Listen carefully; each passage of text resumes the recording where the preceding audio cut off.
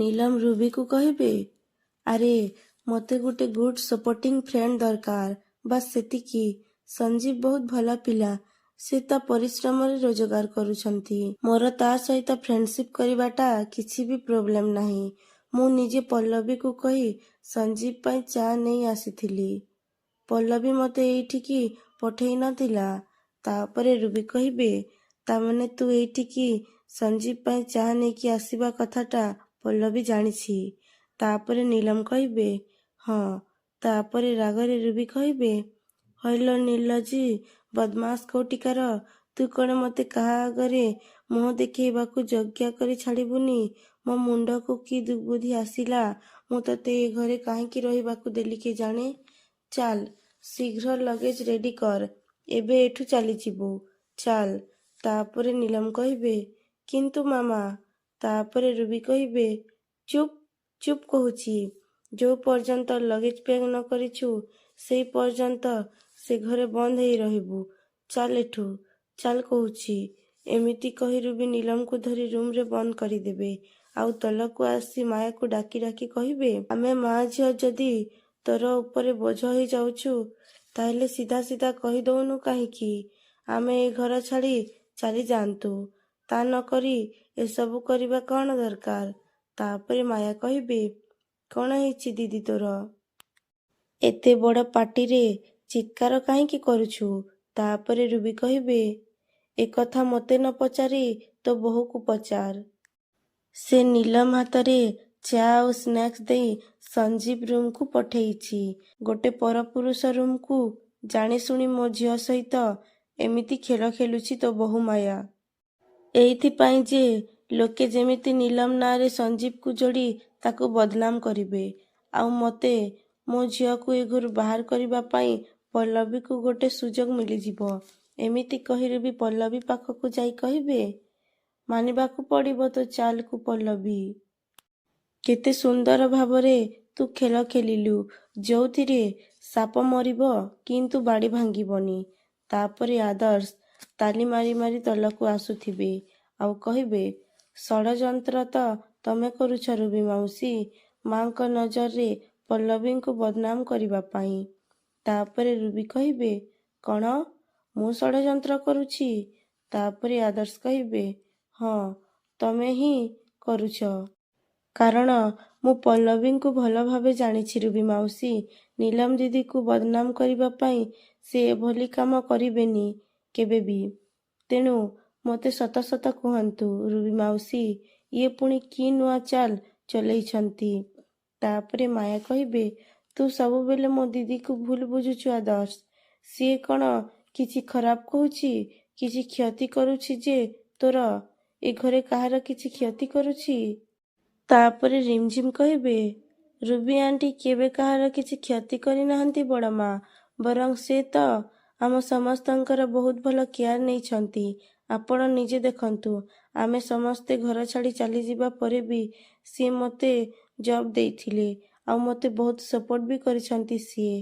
तापरे माया कहबे सुनिलु तो देख मो दीदी एई भली। एमिति कही माया पल्लवी को कहबे नीलम को संजीव रूम को काहेकि पठेइथिलु। तापरे पल्लवी कहबे मामा मु तांको सेटिकी पठेई नथिली। नीलम दी मते निजे कहिले संजीव को पाई चा और स्नैक्स नेकी जिबाकू ओल्टी मु ताकू मना करिथिली। देखंतु आपण जदि मो कथा को मिछ भाबुछंती ताहेले नीलम दी को एठिकी डाकिकी पचारंतु। तापरे रुबी कहबे हाँ पुलिस बालिना तू एबे साक्षी प्रमाण डाकी एठी कोर्ट रूम ठिया करई दे आउ पारुछु जदि ओल्टा आम उपरे केस भी देई दे। छाड़ माया मु तो एठू कुआडे भी जीविनी किंतु मु एबे नीलम को एठी रखिबाकू भी देबिनी। जना नाही ता उपरे आगकू की घटिया आरोप भी लगेई देबे। तापरे पल्लवी कहबे बस रुबी मौसी मु ए सब काहेकि करिबी तार कारण मते टिके कहबे।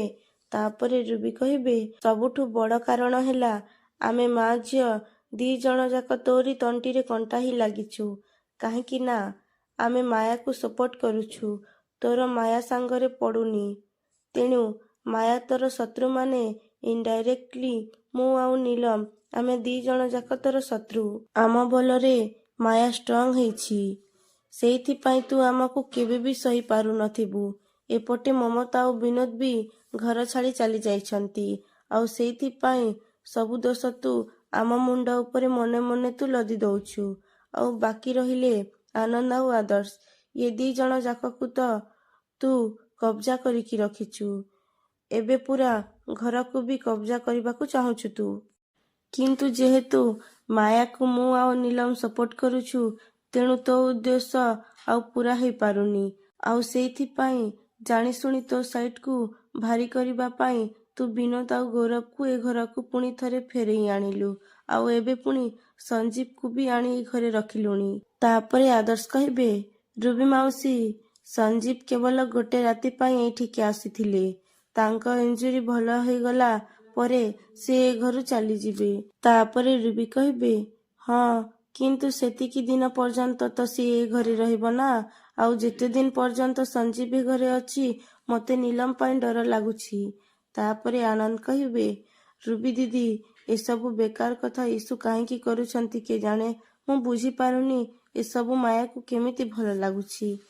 ତାପରେ ରୁବି କହିବେ ମାୟାକୁ, ଦେଖ ମାୟା, ସେ ସଞ୍ଜୀବ ହେଉଛି IPS ପୋଲିସର ବଡ଼ ଅଫିସର। ସିଏ ଯଦି ଏଠି ନୀଲମର କିଛି କ୍ଷତି କରିଦିଏ, ତାହେଲେ କ'ଣ କରିବା ଆମେମାନେ ତାର। ତାପରେ ପଲ୍ଲବୀ କହିବେ, ବସ୍ ରୁବି ମାଉସୀ, ମୁହଁ ସମ୍ଭାଳିକି କଥାବାର୍ତ୍ତା କରନ୍ତୁ। ଆପଣ କ'ଣ କହୁଛନ୍ତି ଆପଣ ସେ କଥା ବୁଝିପାରୁଛନ୍ତି ତ? ଆପଣଙ୍କୁ ଟିକେ ଖରାପ ଲାଗୁନି? ଆପଣ ଜଣେ ନିରୀହ ନିର୍ଦ୍ଦୋଷ ଲୋକ ଉପରେ ଏତେ ବଡ଼ ଘଟିଆ ଆରୋପ ଲଗାଉଛନ୍ତି।